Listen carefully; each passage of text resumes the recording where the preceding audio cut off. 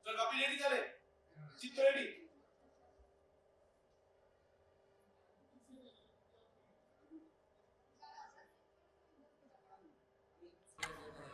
আছে, চলো।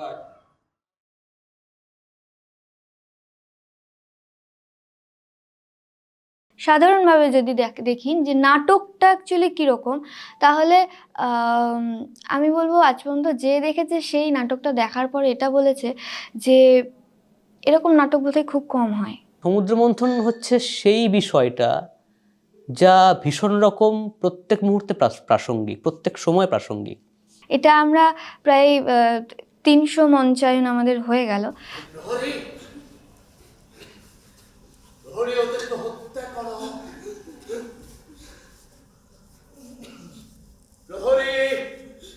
ওদেরকে হত্যা করো, প্রহরী ওদেরকে হত্যা করো। এত দিনে চিনেছি আমি নিজেকে, জেনেছি সত্য। ছলনার মুখোশের আড়ালে দেখেছি আপন অস্তিত্ব। প্রতারক, এই অমৃত তোমাদের নয়। ভাই সব চিনিয়ে নাও, চিনিয়ে নাও সব অমৃত।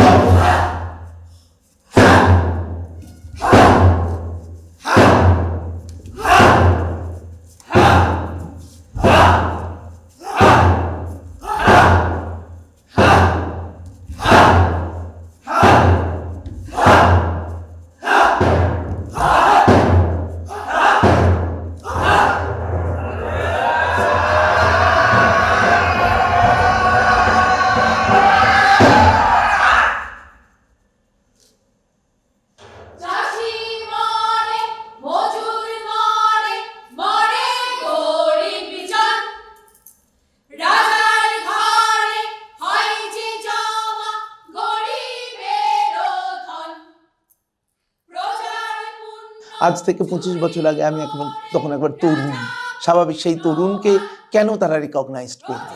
তো শুরুতে আমরা যখন সমুদ্র মন্থন করেছিলাম তখন সেই সমুদ্র মন্থন কিন্তু অনেকেই বলেছিল এটা থিয়েটার হয়নি, এটা সার্কাস হয়েছে আর কি। অনেকেই বলেছিল থিয়েটার হয়নি, এটা সার্কাস হয়েছে। কিন্তু সেই সমুদ্র মন্থন যখন বিপুলভাবে জনসমর্থন পেয়েছে, প্রচুর পুরস্কার, প্রচুর সম্মান আমাদেরকে এনে দিয়েছে, তখন কিন্তু পাবলিক বলেছে না, it's a theatre, a new style of theatre. শ্রমিকে, কৃষকে, মজুরে সে হাত, পবিত্র হাত চাই, পবিত্র হাত চাই, পবিত্র হাত চাই, পবিত্র হাত। সূচনাতে আমার ছেলে মেয়েদের মধ্যেও দ্বিধা ছিল। আমার খুব মনে আছে, এই যেখানটায় বসে আমরা সিঞ্চন চালাচ্ছি, তখন এটার একতলাটা আছে আর কি। সে একতলার ছাদে একদিন দেবু, রবি, মুখর ওরা সব দাঁড়িয়ে আমাকে জিজ্ঞাসা করলো, আচ্ছা এই যে থিয়েটার, এটা অন্য রকমের নাটক, এই নাটক কি সত্যিই পাবলিক নেবে? নাটক সমুদ্র মন্থন, রচনা ও প্রয়োগ সুশান্ত কুমার হালদার, আলোক পরিকল্পনা বিজয় সিং, আলোক প্রক্ষেপণ পাপি সিং, মঞ্চ সুজিত বিশ্বাস, আবহ সীমা মজুমদার, রূপসজ্জা তারক শাহ, প্রযোজনা কৃষ্ণনগর সিঞ্চন। নাটক সমুদ্র মন্থন।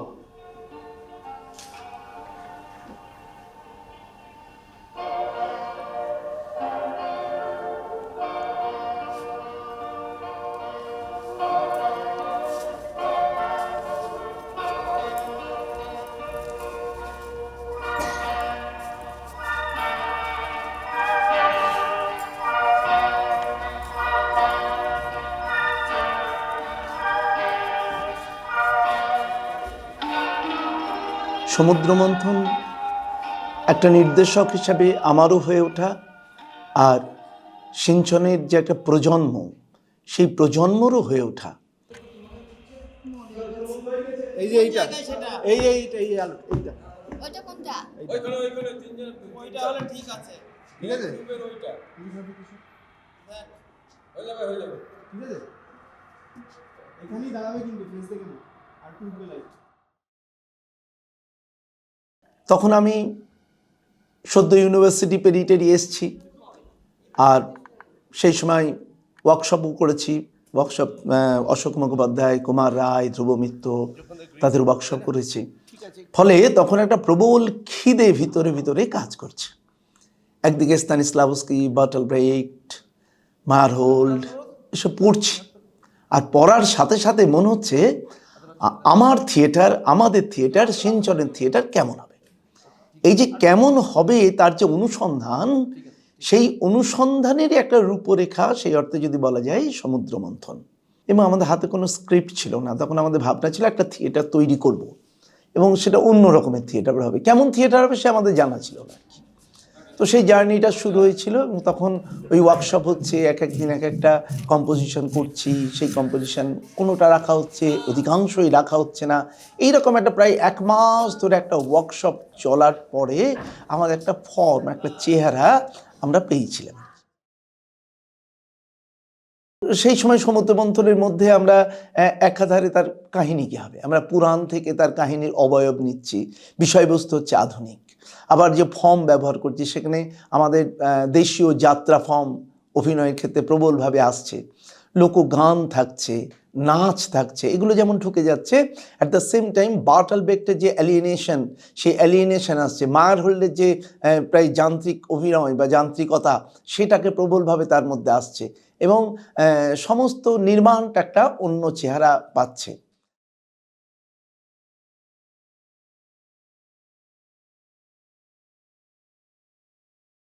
সমুদ্র মন্থনে প্রথম থেকে শেষ পর্যন্ত আমি বণিক যে কাস্টিংটা সেটাই করেছি। 7 জন কৃষক, রাজা, গুরুদেব, বণিক। আর এই রাজার উদ্দেশ্য ছিল আর কি সর্বস্ব শক্তি অর্জন করা। সমুদ্র মন্থন যখন শুরু হলো তখন কিন্তু ওই চাষি গ্রুপ দিয়ে শুরু হয়েছিল, এবং বণিক, রাজা, গুরুদেবের এদের ডায়লগ পরে লেখা হয়েছিল। আমরা কি শুনেছি, পৌরাণিক কাহিনী শুনেছি যে সমুদ্র মন্থন করে অমৃত উঠেছে, সেই অমৃত দেবতারা নিয়েছে, অসুররা একসাথে মন্থন করেছে, দেবতারা অমৃত নিয়েছে। কিন্তু এইখানটাই সমুদ্র মন্থন করেছে কিন্তু কৃষকরা, সেই মন্থন করে অমৃত উঠে এসছে। এবং আমি সমুদ্র মন্থনে ঢোকার সময় আমাকে স্যার চাষি হিসাবে আমাকে সিলেক্ট করেনি। তার প্রধান এবং প্রথম কারণ হচ্ছে আমি প্রথম থেকেই একটু বাল্কি চেহারা ছিলাম। আমার চেহারার সঙ্গে বণিকটা একটু ভালোই যাচ্ছিল। আমি যখন কাস্টিংটা করছিলাম, করতে করতে বুঝতে পারছি একটু হালকা করে ভরিয়ে আছে, হ্যাঁ, একটু নাদুস চেহারা, ঠিক আছে, বণিকটা যেরকম হয় একটু, হ্যাঁ, একটু উনি ব্যবসায়ী যেরকম হয়। চাষি গ্রুপ তো একটা ক্যারেক্টার, খেটে খাওয়া মানুষ, তারা একটা সময় লোভের জন্যে রাজার সঙ্গে হাত মেলায়, সেখানে গিয়ে ভেসে যায়, আবার ফিরে এসে তারা বাঁচার চেষ্টা করে, তারপরে রাজাকে রুখে দাঁড়ায় যে এইভাবে বাঁচা যাবে না, নিজেদেরকে শক্ত সবল হয়ে বাঁচতে হবে। এবং সেই জায়গায় আমার তো এটা খুব স্বপ্ন ছিল যে সমুদ্র মন্থনে আমি একটা কাজ করব না। সমুদ্র মন্থনের মতো নাটক, সিনচেনের সমুদ্র মন্থনের মতো নাটক যে কেউ করতে চাইবে।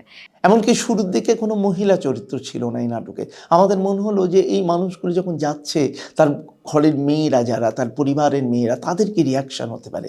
সেই জায়গা থেকে একটা কালো বউ একটি চরিত্র সেখানে কিন্তু ইনক্লুড হয়ে যায়, এবং সেই চরিত্রটা এখন নাটকে একটা অপরিহার্য অংশ হয়ে রয়েছে। ভাত দিয়েছি, বসো। দে দে দে, আবার কতদিন বাদে তোর হাতে রান্না খাবো। আচ্ছা ঠিক পেট পুরি খেয়ে নি, কি বল? তো বলছি কোথায় যাচ্ছ সেটা তো বললে না। নদীর, স্বপ্নদ্বীপ। স্বপ্নদ্বীপ? আগে তো কখনো নাম শুনিনি। আমি শুনেছি নাকি যে তুই শুনবি? আরে সেখানকার সাগরে নাকি স্বয়ং মা লক্ষ্মীর বাস। আরে ছোনা ছড়িয়ে থাকে পথে ঘাটে। হ্যাঁ, ফিরবা কবে? কেন? সবাই যেদিন ফিরবে আমিও সেদিন ফিরবো। আর যখন ফিরবো তখন দেখবি স্বয়ং মা লক্ষ্মীরা না এই গামছাই বেঁধে নিয়ে ফিরেছি। আরে তখন কি আর আমাদের কোনো দুঃখ কষ্ট থাকবে রে? ভেবে দেখেছি ভালো দেখে একটা দুধ দেয়া গাই না। কেন বলতো? জানি তো তুই বলতে পারবি। আরে তোর কোলে এই নাটকটাতে হিরো যদি তুমি বলো তাহলে এই পুরো চাষি দলটা। 7 জন কৃষক মিলেই একটা চরিত্র, 7 জন কৃষক মিলে একটা চরিত্র, সে ডিসিপ্লিন, ভীষণ ডিসিপ্লিনের জায়গা। একজন যদি একটু ব্রেক করে যায় পুরো ডিসিপ্লিনটা যেন ব্রেক করে যাবে, এরকম একটা ব্যাপার।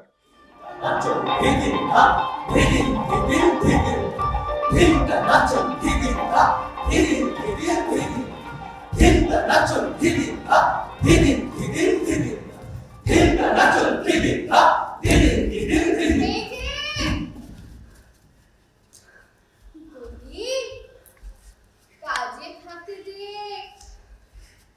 নাচ চলছে বুঝি? আর আমাদের এই নাটকটা পুরো কোরিওগ্রাফ বেশ, তো ফিজিক্যাল অ্যাক্টিভিটি বেশি, এই জন্য এই নাটকটা আমার কাছে বেশি ভালো লেগেছে। কারণ এত পরিশ্রমের নাটক, শীতের সময় পুরো গা দিয়ে দরদর করে ঘাম ঝরে এই নাটকটা করতে গেলে। যে আসামে এরকম ডিসেম্বর মাসে আমাদের শো হচ্ছে, তো শো এর শেষে চাষি গ্রুপের ছেলেমেয়েরা ঘর্মাক্ত কলবারে মঞ্চ থেকে নেমে আসছে, আর দর্শক লাইন দিয়ে দাঁড়িয়ে অবাক বিস্ময়ে তাদেরকে দেখছে যে ডিসেম্বর মাসে ফুটবল খেলার মতো তারা ঘামতে ঘামতে মাঠ থেকে নামছে। আমি দেখতাম সবাই ঘামছে, শুধু আমি ঘামছি না। কেন হচ্ছে, সবাই তো খাটে চাষিরা, আর আর আর এই বণিক আর গুরুদেব এসে টুকটুক করে চাষিদেরকে মাথাটা বুলিয়ে, হাত বুলিয়ে কাজটা পার করে নেয়। তা সমুদ্র মন্থনে আমার এটা হচ্ছে আমার এটা মানে খুব মজার নাটক, যেটা হচ্ছে যে আমি দেখি তোরা খাট, আমি দেখি, ঠিক আছে, তোদের উপর ছড়ি ঘোরায়। এটা একটা দারুণ অভিজ্ঞতা আর কি।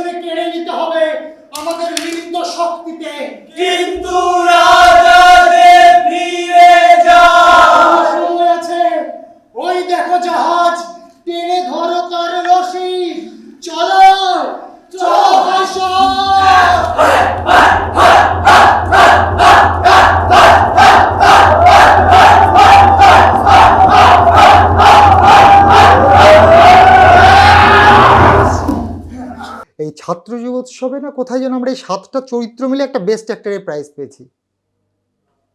বেস্ট অ্যাক্টরই হয়েছে এই 7টা কৃষকের একটা চরিত্র।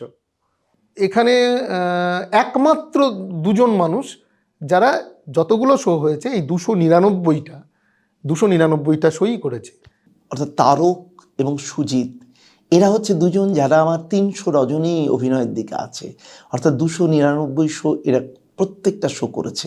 আমি নিজেও করিনি প্রত্যেকটা শো। হ্যাঁ, 299টাতেই আমি পারফর্ম করেছি। 102-3 জন নিয়েও সমুদ্র মন্থন করেছি, সমুদ্র মন্থন আর কি রিভাইটাল খেয়েও করেছি। সে ছাত্র যুব উৎসব হলো যে এবার আমাদের ছাত্র যুব উৎসবে সিউড়িতে আমাদের সমুদ্র মন্থন 2nd পজিশন পেল রাজ্য স্তরে, সেই সময় রিভাইটাল খেয়ে শো করেছি সমুদ্র মন্থনের।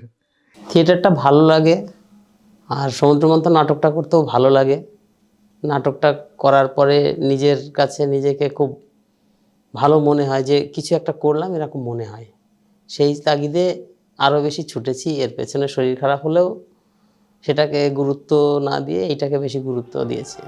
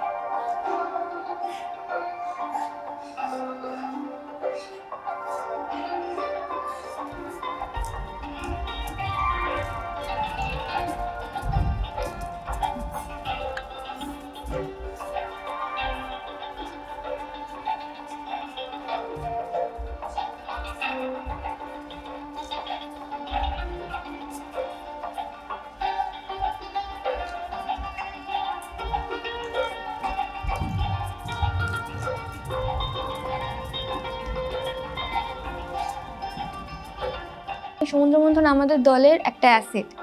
এই নাটকটা এমন একটা নাটক যেখান থেকে আমরা থিয়েটারটা অ্যাকচুয়ালি কীভাবে করতে হয়, থিয়েটারটা কী, এই নাটকটা আমাদের সেটা শেখায়।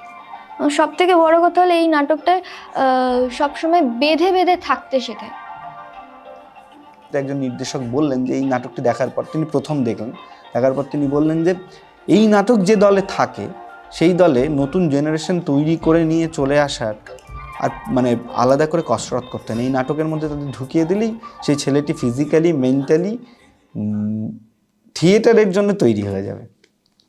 এই নাটকটা আর কি শো শেষ হলে দর্শক উঠে চলে আসে মঞ্চে, এরকম হয়েছে। আর এলাহাবাদে আমরা একবার শো করতে গেছিলাম, আমাদের পুরো রীতিমতো কোলে তুলে নিয়েছিল নাটক করার পরে আর কি, এত ভালো লাগে। প্রত্যেকটা জায়গায় আর কি এই নাটকটা করতে গিয়ে দর্শককে ভীষণভাবে ছুঁয়ে যায়।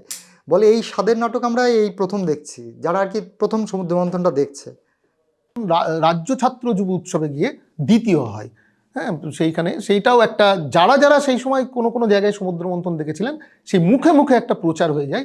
এই একটা নাটক দেখলাম, যে নাটকটা আমাদের একটা অদ্ভুত জার্নি। তার আগে যদিও সংসপ্তক ছিল, যেটাও আমার খুব ভালো লাগার নাটক এবং খুবই পরিণত না, আমার খুব ভীষণ প্রিয় নাটক, সেটা আমাদের হয়তো অতটা পরিচিতি দিতে পারলো না, কিন্তু সমুদ্র মন্থন যে নাটকটা আমাদের অত্যন্ত পরিচিতি দিল। এবং সমুদ্র মন্থন যে থিয়েটারটার মধ্যে সব কিছু আছে, মানে শারীরিক থিয়েটার, অভিনয়ের থিয়েটার, যাত্রাটিক ফর্ম এবং সব কিছু নিয়ে এই নাটকটি আছে এবং নাটকটা চলছে এখনও আমাদের প্রতি বছর 2, 3, 4 করে হয়। মানুষের মনের খুব কাছের নাটক, সবার মনের চিন্তা ভাবনার সঙ্গে মিশে যায়।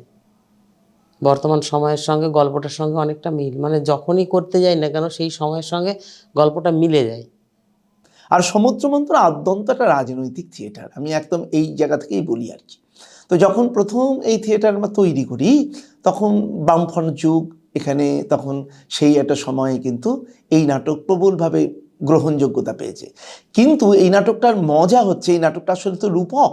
যখন আমার মনে আছে, যখন আমাদের নন্দীগ্রামে সেই 14 জনের মৃত্যু হলো, সেই সময় এই নাটক কিন্তু আমরা মেদিনীপুরের বিভিন্ন জায়গায় অভিনয় করেছি এবং মানুষ এসে আমাদের বলেছে এই নাটকের মধ্যে সমকালীন যে নন্দীগ্রামের দ্বন্দ্ব, সেখানে যে বণিক সম্প্রদায়, শাসক, তার মধ্যে যে মেলবন্ধন, সেই চালচিত্র তার এর মধ্যে খুঁজে পেয়েছে।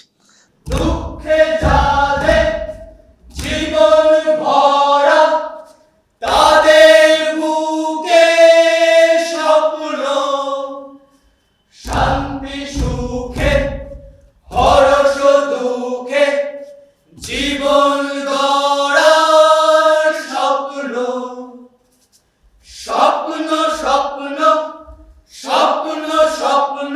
এটি একটি চিরন্তন থেকে যাওয়ার মতো একটি নাটক, যে কারণে সিঞ্চনও হয়তো তার এই সমুদ্র মন্থন নাটকটি জন্মলগ্ন থেকে এখনও সমুদ্র মন্থনটা চালিয়ে যায়। এবং এই নাটকটা এমন প্রত্যেক মুহূর্তের জন্যই এটা বাস্তব। এই সমুদ্র মন্থন একটা আবেগ। সত্যি বলতে সমুদ্র মন্থন সিঞ্চনের একটা পরিচয়, একটা মাইলস্টোন, একটা ঘটনা প্রবাহ।